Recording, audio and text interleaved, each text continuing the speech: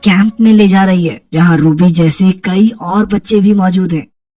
कुछ देर बाद वो डॉक्टर अपने साथी से मिली, पर जैसे ही रूबी ने उस आदमी से हाथ मिलाया तो वो बहुत ज्यादा डर गई, क्योंकि उस आदमी के हाथ को छूते ही रूबी को एक अजीब सी विजन दिखाई दी थी जिसमें कई सारे बच्चे भाग रहे थे। इसके बाद जब रूबी अपने कपड़े बदलने के लिए अंदर गई तो वहाँ उसे एक और लड़की दिखाई दी जो खुद एक गोल्डन थी, पर वो रूबी को देखते ही इतना ज्यादा डर गई कि उसने अचानक से रूबी के ऊपर बिजली का हमला कर दिया और फिर वहाँ से भागकर एक वैन में छुप गई। पर इसके बावजूद भी रूबी ने उसका पीछा करके मदद की गुहार लगाई। उसकी ये बात सुनकर उस गोल्डन लड़की ने वैन का दरवाजा खोल दिया, जिसके बाद उसने रूबी को भी वैन के अंदर ही छुपा लिया। उस वक्त वैन में 2 और लोग मौजूद थे, जिनमें लियम और उसका एक दोस्त शामिल थे, जिनसे रूबी ने झूठ बोलते हुए बताया कि वो एक ग्रीन है, और इसके बावजूद भी कुछ लोग उसका पीछा कर रहे थे। उसकी ये कहानी सुनने के बाद वो लोग भी उसकी मदद के लिए तैयार हो गए और इसी दौरान एक टीम लगातार उनका पीछा कर रही थी और वहीं दूसरी तरफ डॉक्टर भी उनके पीछे लगी हुई थी। पर तभी लियम ने एक ब्लू आई होने की वजह से उन दोनों की गाड़ियों को तबाह कर दिया, जिसके चलते वो लोग आराम से बचकर निकल गए।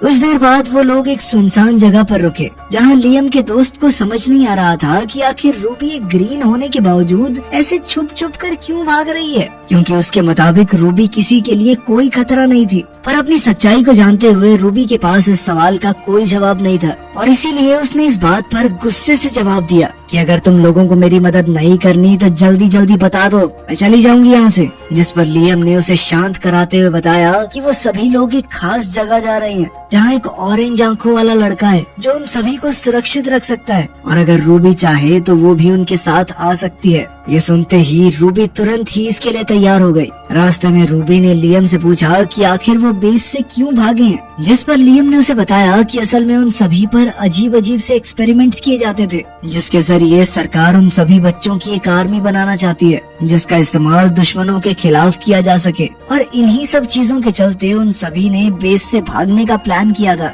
उधर उस डॉक्टर को भी पकड़ लिया गया था जिसने रूबी को ग्रीन होने का सर्टिफिकेट दिया था और थोड़ी पूछताछ के बाद उसे मार दिया गया। उसी रात सोते हुए अनजाने में रूबी का हाथ लियम के हाथ से टकरा गया, जिसके बाद उसे लियम की सभी यादें दिखाई दे रही थी कि कैसे उसने बेस से भागते हुए कई सारे बच्चों को बचाने की कोशिश की थी, लेकिन वो इसमें नाकामयाब हो गया था। अगली सुबह उस गोल्डन लड़की ने रूबी को एक लाल ड्रेस दी जिसमें वो बहुत ही खूबसूरत लग रही थी। इसके बाद वो सभी लोग दोबारा वैन में बैठकर अपनी मंजिल की ओर निकल गए, जहाँ रास्ते में प्रेसिडेंट के बेटे की एक रिकॉर्डिंग चल रही थी जिसमें वो कह रहे थे कि अगर मैं ठीक हो सकता हूँ तो तुम क्यों नहीं।